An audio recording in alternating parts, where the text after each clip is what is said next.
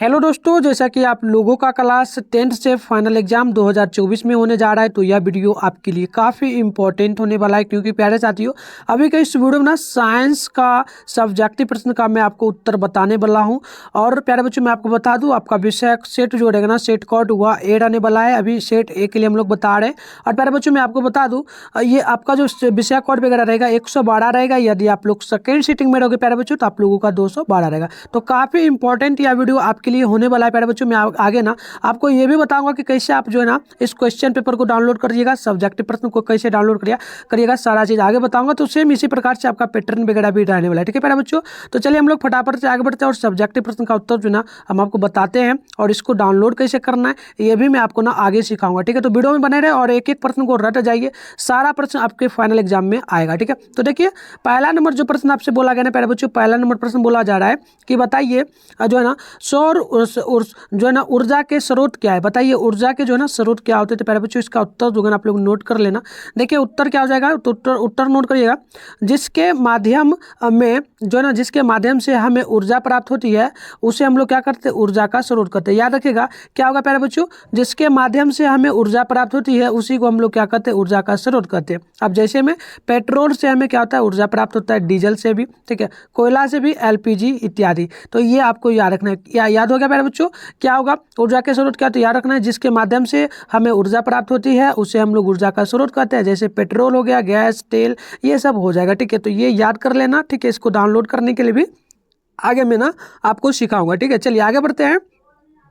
Question number 2 के देखिए प्यारे बच्चों, 2 नंबर आपसे क्या बोला जा रहा है, बोला जा रहा है कि जो है ना ईंधन क्या है। ठीक है, ईंधन क्या है, तो देखिए याद रखना है प्यारे बच्चों, वैसे पदार्थ जो दहन के उपरांत जो है ना उसमें ऊर्जा क्या, उसमें जो है ना ऊर्जा उत्पन्न, प्यारे बच्चों अब याद रखना है, दहन के उपरांत उसमें जो है ना क्या हो, ऊर्जा उत्पन्न हो, उसे हम लोग क्या कहते हैं, ईंधन कहते हैं। ठीक है, तो याद रखना है आपको क्या होगा, एक बार और देख लेना, वैसे पदार्थ जो दहन के उपरांत उसमें उत्पन्न ऊर्जा होगी वो उसे हम लोग ईंधन क्या कहेंगे, ईंधन। तो ये आपको याद रखना है। ठीक है, चलिए आगे बढ़ते हैं। क्वेश्चन नंबर 3 को देखिए प्यारे बच्चों, क्वेश्चन नंबर 3 आपसे बोला गया है कि जो ना अच्छे ईंधन के गुण लिखिए। अच्छे ईंधन के क्या क्या गुण हो सकते हैं, तो देखिए पहला आपको जो लिख लेना है ना, लिखना है कि जो दहन के उपरांत अधिक से अधिक क्या हो, उष्मा देता हो, उसे हम लोग क्या कहेंगे, तो उससे हम लोग अच्छा ईंधन कहेंगे। दूसरा पॉइंट में आपको लिखना है कि जो है ना जो जलने के बाद धुआं जो है ना धुआं अधिक उत्पन्न ना करे। ठीक है, तो ये होगा। आगे बढ़ते हैं। तीसरा पॉइंट आपको लिखना है कि जो है ना जिसका भंडारण एवं परिवहन आसान हो। तो चौथा लिखना है कि जिसके दहन की गति धीमी हो। और आपको पांचवा लिखना है कि जिसके जलने के बाद विषैला पदार्थ जो है ना उत्पन्न ना हो। उसके बाद आपको लिखना है छठा नंबर पॉइंट में कि जो आसानी से सस्ता उपलब्ध हो। तो प्यारे बच्चों ये था आपका जो है ना 3 नंबर क्वेश्चन। इसका मैंने आपको उत्तर बता दिया। स्क्रीनशॉट लेना चाहे तो लिख लीजिए, या फिर पेन कलम निकाल करके भी लिख सकते हैं, बट डाउनलोड करने के लिए बताऊंगा। तो अभी पूरा क्लास को कंटिन्यू कर लीजिए और याद ही कर लीजिए। ठीक है, चलिए 4 नंबर प्रश्न बोला जा रहा है, ग्रीन हाउस प्रभाव क्या है, इसके बारे में लिखना है। तो देखिए प्यारे बच्चों, ग्रीन हाउस प्रभाव क्या है, तो मैं आपको बता दूं। ग्रीन हाउस जो प्रभाव होगा, ग्रीन हाउस प्रभाव, ठीक है प्यारे बच्चों, क्या होगा, ग्रीन हाउस प्रभाव जो है ना, ग्रीन हाउस प्रभाव कार्बन डाइऑक्साइड जैसे होता है। ठीक है, देखिए ग्रीन हाउस प्रभाव जो है ना कार्बन डाइऑक्साइड जैसे देशों द्वारा होता है, देशों द्वारा होता है। जैसे कि CO2 लघु तरंगदैर्घ्य वाले विकिरण को पार करने जो है ना देती है, परंतु दीर्घ जो है ना दीर्घ तरंगदैर्घ्य वाले विकिरण को पार करने नहीं देती है, जिसके कारण वह परावर्तित होकर पृथ्वी जो है ना पृथ्वी तल पर ही जो है ना आ जाती है। तो इतना आप लोग याद रखेंगे। इसके आगे हम लोग करेंगे तो याद होगा, जो पृथ्वी के चारों ओर एक चादर की तरह कार्य करता है, जिसके कारण सूर्यास्त के बाद भी पृथ्वी पर ताप अधिक होता है, उसे हम लोग ग्रीन हाउस का प्रभाव कहते हैं। तो ये था प्यारे बच्चों क्वेश्चन नंबर 4 का उत्तर। आप लोग इसको लिखना चाहे तो आराम से जो है ना वीडियो को रोक करके लिख लीजिए। ठीक है, चलिए आगे बढ़ते हैं। तो यहाँ पर देखिए क्वेश्चन नंबर 5 आपसे बोला जा रहा है। क्वेश्चन नंबर 5 है कि सौर ऊर्जा किसे कहते हैं। बताइए सौर ऊर्जा किसे कहते हैं, तो यार आप लोगों को रखना है, सौर ऊर्जा जो होगा ना प्यारे बच्चों, ये क्या हो जाएगा कि सूर्य के प्रकाश द्वारा हम जो है ना सूर्य के प्रकाश द्वारा हम लोग को सौर ऊर्जा के रूप में प्रयोग करते हैं। ठीक है, याद रखना है, सूर्य के प्रकाश द्वारा हम लोग सौर ऊर्जा के रूप में प्रयोग करते हैं। सूर्य लगभग 5 जो है ना वर्षों से 1000 से अधिक मात्रा विकिरण कर रहा है और आगे भी करता रहेगा। वर्ष के अधिकांश समय भारत में सूर्य के द्वारा ऊर्जा जो है ना विकिरित किया जाता है। बादल रहित यानी कि बादल नहीं रहने पर आकाश के अधीन भारत की भूमि का प्रति वर्ग प्रतिदिन लगभग कितना, तो याद रखना है 4 से लेकर के 7 किलोवाट घंटा तक ऊर्जा प्राप्त की जा सकती है। तो प्यारे बच्चों, ये था आपका 5 नंबर क्वेश्चन का उत्तर। इसको आप लिखना चाहें तो आराम से लिख लीजिए, ठीक है। आगे बढ़ते हैं। यहाँ पर देखिए क्वेश्चन नंबर बोला गया प्यारे बच्चों, क्वेश्चन नंबर जो है ना बोला जा रहा है 6 नंबर, और प्रश्न है लोहे की वस्तुओं को हम क्यों पेंट करते हैं, ठीक है। तो उत्तर क्या होगा प्यारे बच्चों, तो उत्तर याद रखना है कि जो है ना उत्तर आपको क्या याद रखना है, जो है ना पेंट करने से लोहे के पदार्थ का जो ऊपरी भाग है छुप जाता है, वह वायु के साथ सीधे संपर्क में नहीं आता है, जिसके कारण उसमें जंग नहीं लगता। इसीलिए पेंट करने से हम लोहे के उस पदार्थ को जंग लगने से बचा सकते हैं। तो ये आपको याद रखना है प्यारे बच्चों। 6 नंबर प्रश्न था। आगे बढ़ते हैं तो क्वेश्चन नंबर 7 देख लीजिए। 7 नंबर प्रश्न आपसे बोला जा रहा है, प्रश्न है क्या, प्रश्न है कि जो है ना वायु में जलाने से पहले मैग्नीशियम रिबन को साफ क्यों किया जाता है, ठीक है। तो देखिए इसका जो प्रॉपर उत्तर होगा प्यारे बच्चों, नोट कर लेना आपको। उत्तर क्या होगा, उत्तर होगा यदि मैग्नीशियम रिबन के मैग्नीशियम रबर जो ना रिबन नम वायु के संपर्क में रहता है तो उस पर सफ़ेद रंग की जो है ना मैग्नीशियम ऑक्साइड की परत जम जाती है। यह जो है ना पत मैग्नीशियम के जलने में अवरोध पैदा करती है, इसीलिए मैग्नीशियम रिबन को पहले रेगमार से साफ कर दिया जाता है। आप लोगों ने देखा होगा घर में जो रहता है ना दरवाजा लोहा का, तो उसमें लग जाता है, तो उसी के बारे में तो ये आपको याद रखना, ठीक है प्यारे बच्चों। चलिए क्वेश्चन नंबर जो है ना 8 को देख लेते हैं। 8 नंबर बोला जा रहा है तारे क्यों टिमटिमाते हैं, तो बिल्कुल याद रखिए प्यारे बच्चों। उत्तर होगा जब तारे जो है ना प्रकाश पृथ्वी के जब तारे का प्रकाश पृथ्वी के वायुमंडल में प्रवेश करता है तो उस जो है ना उससे बढ़ते हुए अपवर्तनांक वाले माध्यम से गुजरना पड़ता है, जिसके कारण तारों का प्रकाश लगातार पृथ्वी की त्रिज्या की तरफ मुड़ता जाता है। माध्यम के अपवर्तनांक में अनियत उतार चढ़ाव होते रहते हैं, जिसके कारण तारों का प्रकाश जो है ना कभी हमारी आंखों तक पहुंचता है, कभी नहीं पहुंचता है। इसके कारण जो है ना हमें तारे टिमटिमाते हुए क्या प्रतीत होते हैं। तो ये प्यारे बच्चों 8 नंबर प्रश्न का उत्तर था। इसको आप लोग आराम से नोट कर लीजिए और मेरे साथ ही याद कर लीजिए यहीं पर, ठीक है। एक बार आप यहाँ से सुन लो और इसको लिख लेना, फिर बिल्कुल एक बार आप लोग इसको देख लोगे तो एकदम याद ही हो जाएगा, ठीक है। चलिए आगे देखिए 9 नंबर प्रश्न बोला गया रेलवे के सिग्नल पर जो है ना प्रकाश का रंग जो है ना लाल क्यों होता है, इसके बारे में लिखना है, ठीक है। तो बता दूं आपको, रेलवे के सिग्नल में लाल रंग का प्रयोग इसलिए किया जाता है क्योंकि लाल रंग का प्रकीर्णन सबसे क्या होता है अधिक होता है, सबसे कम होता है, और जो है ना लाल रंग अधिक दूरी से भी साफ साफ दिखलाई पड़ती है। इसी कारण से रेलवे के सिग्नल में किसका प्रयोग किया जाता है, तो लाल रंग का। तो ये आपको याद रखना है, ठीक है। चलिए आगे बढ़ते हैं। क्वेश्चन में यहाँ पर 10 नंबर को देखिए। 10 नंबर आपसे बोला जा रहा है बच्चों। 10 नंबर प्रश्न देखिए, दो आँखों की क्या उपयोगिता होती है, मनुष्य का हो या फिर किसी भी जानवर का। तो प्यारे बच्चों लिखना है आपको, क्या उत्तर में लिखना है वस्तुओं जो है ना वस्तुओं को दो आँखों से देखने की उपयोगिता निम्न है। पहला लिख देना है कि वस्तु की दूरी का अंदाजा ठीक लगाया जा सकता है। दूसरा लिखना है वस्तु जो है ना त्रिदिशाओं का प्रभाव ठीक से प्राप्त किया जा सकता है। तीसरा लिखना है दोनों आँख एक दूसरे को सेकेंड के भाग के लिए आराम देती है। तो ये प्यारे बच्चों था 10 नंबर का।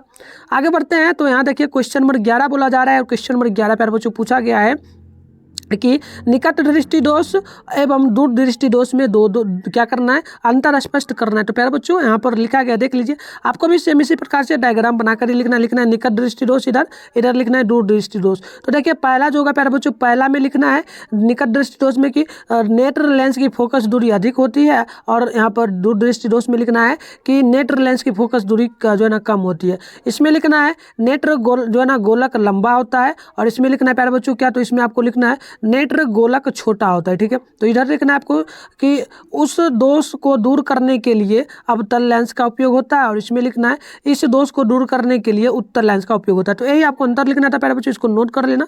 चलिए आगे बढ़ते हैं तो देखिए 12 नंबर प्रश्न आपसे बोला जा रहा है कि स्पेक्ट्रम क्या है, ठीक है। तो देखिए स्पेक्ट्रम क्या प्यारे बच्चों याद रखना, जब श्वेत प्रकाश यानी कि सूर्य का प्रकाश किसी प्रिज्म से होकर गुजरता है तो वह जो है ना 7 रंगों में विभाजित हो जाता है प्रकाश के अवयवी वर्गों के इस पैटर्न को स्पेक्ट्रम कहते हैं। तो याद रखना है स्पेक्ट्रम उस प्रकाश को कहेंगे जो एक श्वेत प्रकाश आएगा और 7 रंगों में विभाजित हो जाएगा, उसे हम लोग क्या कहेंगे, तो स्पेक्ट्रम कहेंगे। तो ये आपको याद रखना है। चलिए आगे बढ़ते हैं। 13 नंबर प्रश्न आपसे बोला जा रहा है कि टिंडर प्रभाव क्या है। तो याद रखना है जब किसी घने जंगल के बितान से सूर्य का प्रकाश गुजरता है तो टिंडर प्रभाव को देखा जाता है। यानी कि जंगलों में आप जाएंगे, घना जंगल में, तो वहाँ पर ना कहीं कहीं से सूर्य का रोशनी आता है, इसी को हम लोग टिंडर प्रभाव कहते हैं। तो याद रखना जंगल के कुहासे में जल की सूक्ष्म बूंदें प्रकाश के परिकिरण देती है। तो ये था प्यारे बच्चों आपका 13 नंबर प्रश्न का उत्तर। आगे बढ़ते हैं, यहाँ पर क्वेश्चन नंबर 14 को देख लेते हैं। 14 नंबर बोला जा रहा है कि मोतियाबिंद क्या है। ठीक है, मोतियाबिंद क्या है। तो याद रखना बढ़ती उम्र के कारण कुछ व्यक्तियों के नेत्र यानी आंख का क्रिस्टलीय लेंस धुंधला तथा दुधिया हो जाता है, इसके चलते नेत्र से किसी वस्तु को देखना आसान नहीं होता है। इसे मोतियाबिंद जो है ना बिंद कहा जाता है। इस दोष को जो है ना शल्य चिकित्सा से दूर किया जा सकता है। तो ये आपका था प्यारे बच्चों 14 नंबर प्रश्न का उत्तर। आगे बढ़ते हैं प्यारे बच्चों, अगली क्वेश्चन का देखिए। यहाँ पर ना आपसे बोला जा रहा है 15 नंबर प्रश्न प्यारे बच्चों क्या बोला गया, विद्युत मोटर के कुछ उपयोगों को लिखे। तो आपको लिख देना है विद्युत मोटर के जो है ना उपयोग निम्नलिखित हैं। पहला लिख देना है विद्युत जो है ना प्यारे बच्चों आपको लिखना है पहला क्या, तो विद्युत पंखों में होता है। ठीक है, उसके बाद लिखना है रेफ्रिजरेटरों में होता है। उसके बाद लिखना है प्यारे बच्चों विद्युत मिश्रकों में होता है, वॉशिंग मशीनों में होता है, एमपी3 प्लेयर यानी जो गाना सुनते हो। तो ये प्यारे बच्चों आपको लिख देना है। ठीक है, चलिए आगे बढ़ते हैं। देखिए यहाँ पर क्वेश्चन नंबर 16 आपसे बोला जा रहा है। प्रश्न 16 है क्या, प्रश्न बोला गया कि विद्युत धारा की प्रबलता की परिभाषा दे। तो याद रखना है किसी चालक तार से प्रति सेकंड बहने वाली आवेश को विद्युत धारा की प्रबलता कही जाती है। ठीक है, आगे देखिए क्वेश्चन नंबर 17 बोला जा रहा है। प्रश्न है कि जो ना विद्युत धारा से कुछ स्रोतों के नाम लिखे हैं। तो आपको लिख देना है बैटरी और विद्युत मोटर। ठीक है, तो यही निकला है प्यारे बच्चों। ये सब काफ़ी इंपॉर्टेंट प्रश्न है, मैं ना सेलेक्ट करके लाया हूँ सारा प्रश्न, और यही सब प्रश्न आपके एग्जाम में पूछा जाएगा, तो आपको तैयार कर लेना है। ठीक है, एग्जाम से पहले। चलिए बढ़ते हैं आगे। यहाँ पर क्वेश्चन नंबर जो है ना 18 को देख लेते हैं। बोला जा रहा है, प्रश्न बोला जा रहा है विद्युत जनरेटर जो है ना, प्रश्न क्या बोला गया प्यारे बच्चों देखिए, विद्युत जनरेटर के सिद्धांत क्या है। ठीक है, तो याद रखना है विद्युत जनरेटर में यांत्रिक ऊर्जा का उपयोग जो है ना चुंबकीय क्षेत्र में रखे किसी चालक को घूर्णी गति प्रदान करने में किया जाता है। इसी कारण विद्युत धारा उत्पन्न होती है। अतः विद्युत जनरेटर में यांत्रिक ऊर्जा को जो है ना विद्युत ऊर्जा में क्या जाता है, परिवर्तित किया जाता है। तो ऑब्जेक्टिव में भी कई बार आपने प्रश्न देखा होगा यांत्रिक ऊर्जा को जो है ना किस में परिवर्तित किया जाता है, तो विद्युत ऊर्जा में। तो ये आपको याद रखना प्यारे बच्चों, काफी भी है प्रश्न, ये सब आपका है। तो ये आपका 18 नंबर जो है ना कंप्लीट हो गया। आगे बढ़ते हैं, तो यहाँ पर देखिए क्वेश्चन नंबर आपसे ना 19 नंबर बोला जा रहा है। 19 नंबर प्रश्न क्या है प्यारे बच्चों, प्रश्न है कि आयोडीन की कमी से कौन सी बीमारी होती है तथा कैसे होती है। ठीक है, तो देखिए उत्तर जो प्रॉपर होगा प्यारे बच्चों, आयोडीन की कमी से घेंगा रोग होता है। आयोडीन की कमी के कारण जो है ना थायरॉक्सिन नामक हार्मोन उचित मात्रा में स्रावित नहीं हो पाता है, जिससे थायराइड ग्रंथि का आकार काफ़ी बढ़ जाता है, जिसके फलस्वरूप गले में सूजन हो जाता है। शरीर की अवस्था को जो ना घंघा रोग के कारण, ठीक है ना, घेंगा रोग के नाम से भी जाना जाता है। तो ये प्यारे बच्चों आपका था 19 नंबर प्रश्न, काफ़ी भी आया है, इसको भी जो है ना आपको याद कर ही लेना है। चलिए आगे बढ़ेंगे, तो यहाँ पर देखिए 20 नंबर प्रश्न आपसे बोला जा रहा है। और प्रश्न है प्यारे बच्चों कि जो है पीयूष ग्रंथि को मास्टर ग्रंथि क्यों कहा जाता है। काफ़ी भी है प्रश्न प्यारे बच्चों, इसको तो रट ही लेना है। ठीक है, तो देखिए इसका जो प्रॉपर उत्तर होगा मैं आपको बता दूं। उत्तर क्या होगा प्यारे बच्चों, तो आप लोग जल्दी से नोट करेंगे। उत्तर होगा पीयूष ग्रंथि जो है ना मस्तिष्क के आधार तल पर जो है ना ऑप्टिक का जो है ना कायजामा के पीछे सेला टर्सिका जो गुहा में बंद रहती है। उसके बाद याद रखना है शरीर का शायद ही कोई ऐसा अंग हो जो पीयूष ग्रंथि से प्रभावित ना होता हो, इसी कारण से इसे मास्टर ग्रंथि भी कहा जाता है। यानी कि कह सकते हो कि पीयूष ग्रंथि से ही जो ना पूरा बॉडी काम करता है। तो प्यारे बच्चों ये आपका था 20 नंबर प्रश्न। ठीक है, चलिए इसे आप लोग याद कर लेना। आगे बढ़ते हैं और 21 नंबर को देख लेते। तो देखिए यहाँ पर ना प्यारे बच्चों प्रश्न बोला क्या गया है। प्रश्न है कि लवण किसे कहते हैं। काफी भी प्रश्न है जो कि केमिस्ट्री से आपका प्रश्न आता है। तो याद रखना लवण क्या है, वे पदार्थ लवण कहलाते हैं जो लिटमस पत्रों के प्रति उदासीन होते हैं, धातु और अम्ल के बीच अभिक्रिया के फलस्वरूप लवण बनते हैं। तो ये था आपका जो ना 21 नंबर प्रश्न का उत्तर। आगे बढ़ेंगे तो आगे देखिए क्वेश्चन नंबर बोला गया प्यारे बच्चों जो ना 22 नंबर प्रश्न है कि क्षारक क्या है, ठीक है। तो याद रखना है क्षारक वह पदार्थ है जिसका स्वाद कड़वा होता है। लाल लिटमस पत्र को क्या कर देता है, ये नीला कर देता है। आपको याद रखना क्षारक जो है लाल लिटमस पत्र को नीला कर देता है।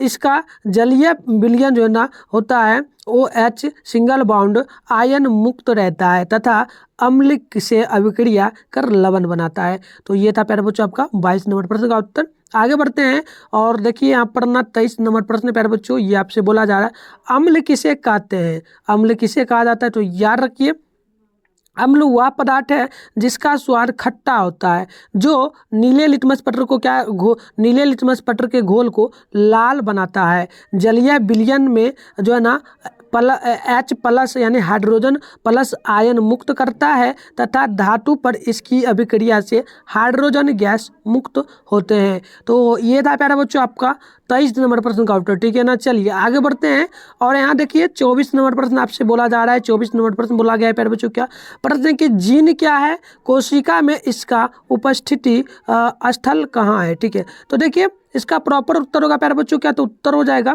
कि सभी गुणों का जनकों से अपनी संतति से संचरण का माध्यम जीन है, ठीक है। क्या होगा प्यारे बच्चों, सभी गुणों का जनकों से अपनी संतति में संचरण का माध्यम जो है ना जीन है। कोशिका में यह गुणसूत्र पर केंद्रक के अंदर पाया जाता है। तो ये था प्यारे बच्चों कितना नंबर का, तो 24 नंबर का आपने नोट कर लेना इसको। आगे बढ़ते हैं तो यहाँ पर देख लीजिए 25 नंबर क्वेश्चन बोला गया। 25 नंबर है क्रोमोसोम क्या है, ठीक है। क्रोमोसोम से क्या समझते हैं, तो उत्तर लिखना प्यारे बच्चों नाभिक के अंदर जो ना क्रोमेटिन के धागे पाए जाते हैं जो कोशिका विभाजन के समय संघनित होकर क्रोमोसोम का निर्माण करता है। तो ये प्यारे बच्चों नोट कर लेना 25 नंबर था। आगे बढ़ते हैं देखिए क्वेश्चन बोला जा रहा है आपसे क्या, तो क्वेश्चन है कि धातु किसे कहते हैं, ठीक है प्यारे बच्चों धातु किसे कहते हैं। तो नोट कर लीजिए आवर्त सारणी के बाईं तरफ तथा मध्य में रखे जाने वाले तत्व धातु कहलाते हैं। जिनमें जो ना धात्विक चमक होती है वे प्रायः तन आघातवर्ध विद्युत और उष्म की सुचालक दृढ़ और अधिक घनत्व वाली होती है। इनके ऑक्साइड क्षारीय प्रकृति के अंदर होते हैं। लोहा, सोना, चांदी, तांबा, प्लेटिनियम आदि जो है ना धातुओं के उदाहरण। तो ये था प्यारा बच्चों 26 नंबर प्रश्न का उत्तर। आगे बढ़ेंगे और यहाँ पर देख लेते हैं 27 नंबर प्रश्न का उत्तर होगा। 27 नंबर प्रश्न बोला जा रहा है कि धातुओं के दो रासायनिक जो है ना गुणों को लिखे, ठीक है प्यारे बच्चों। तो बिल्कुल देखिए पहला लिख देना आपको कि धातुओं के ऑक्साइड क्षारीय होते हैं। दूसरा लिखना है अम्लों से जो है ना अभिक्रिया कर हाइड्रोजन गैस विस्थापित करते हैं। तो ये था प्रॉपर 27 नंबर का उत्तर। आगे बढ़ते हैं यहाँ पर देख लेते हैं 28 नंबर प्रश्न बोला जा रहा है और धातु के दो गुण धर्मों को लिखे। तो लिखना है अधिकतर अधातुएं गैसीय अवस्था में पाए जाते हैं। दूसरा पॉइंट लिखना है और धातुएं जो ना सोनोरस ध्वनि उत्पन्न नहीं करता है। तो ये था आपका 28 नंबर प्रश्न का उत्तर। आगे बढ़ते हैं तो यहाँ पर देखिए 29 नंबर प्रश्न बोला जा रहा है प्यारे बच्चों की 29 नंबर प्रश्न है कि जो है ना धात्विक ठीक है धात्विक यानी कि सोनोरस किसे कहा जाता है। तो प्रॉपर याद रखना प्यारे बच्चों जब धातुएं किसी कठोर सतह से टकराती है तो उनसे जो है ना उनसे एक विशेष प्रकार की ध्वनि उत्पन्न होती है जिसे धात्विक ध्वनि कहते हैं। इस प्रकार की धातुएं जो है ना ध्वनिक कहलाती है। स्कूल की घंटी से निकलने वाली ध्वनि का उदाहरण होगा, यानी स्कूल के घंटी में से जो आवाज निकलता है वही सब आपका जो ना ध्वनिक होता है यानी कि सोनोरस होता है। तो ये आपका 29 नंबर प्रश्न था। आगे बढ़ते हैं प्यारे बच्चों ये रहा क्वेश्चन नंबर 30 बोला जा रहा है आपसे कि जो है ना डिटर्जेंट कठोर जल में जो है ना झाग क्यों होता है, यानी कि डिटर्जेंट जो होता है ना सर्फ प्यारे बच्चों उसमें से झाग क्यों निकलता है, फेन जो होता है ना। तो लिखना है उत्तर कि डिटर्जेंट का निर्माण कर साबुन के समान क्रिया करता है तथा झाग उत्पन्न करता है, ठीक है। तो प्यारे बच्चों ये था आपका टोटल 30 प्रश्न जो कि आपके बोर्ड एग्जाम के लिए काफ़ी इंपॉर्टेंट था। मैंने सेलेक्ट करके ये सारा प्रश्न लाया था और इसे आप लोग याद कर लोगे तो प्यारे बच्चों इसमें से कई सारे प्रश्न आपके फाइनल एग्जाम जो कि होने वाला है उसमें पूछा जाएगा, ठीक है प्यारे बच्चों। तो मैं आपको बता दूँ इसका PDF कहाँ मिलेगा, तो देखिए इसके लिए ना यहाँ पर टेलीग्राम ग्रुप का लिंक वीडियो के डिस्क्रिप्शन बॉक्स में और व्हाट्सएप ग्रुप दोनों का डाला गया, तो उससे जरूर ज्वाइन कर लेना, उसमें भी आपको मिल जाएगा। एंड साथ में मैं अपना नंबर दे देता हूँ 696 पर आप लोग क्या करेंगे, हाय सर क्लास 10 लिख करके भेज देंगे। और ये भी लिख देना है कि सर मुझे ना साइंस का 30 जो सब्जेक्टिव प्रश्न आप करवाएं उसका PDF दे दीजिए, तो मैं बिल्कुल आपको सेंड कर दूंगा। तो आप लोग कमेंट कर देना, कमेंट भी कर लेना प्यारे बच्चों। नेक्स्ट क्लास के लिए और भी क्या जिस भी सब्जेक्ट का चाहिए इंपॉर्टेंट क्वेश्चन में करा दूंगा, और इस व्हाट्सएप पर मैसेज कर लेना। और क्लास करने के लिए ना चैनल को सब्सक्राइब करके नोटिफिकेशन कॉल पे प्रेस कर लेना, ताकि जैसे ही क्लास आपके मोबाइल में नोटिफिकेशन जाए आप लोग आराम से देख लेना। वीडियो को जो है ना अपने दोस्तों को साथ शेयर करना, अपना व्हाट्सएप ग्रुप में जरूर शेयर करना। तो मिलते हैं नेक्स्ट वीडियो में, तब तक के लिए बाय।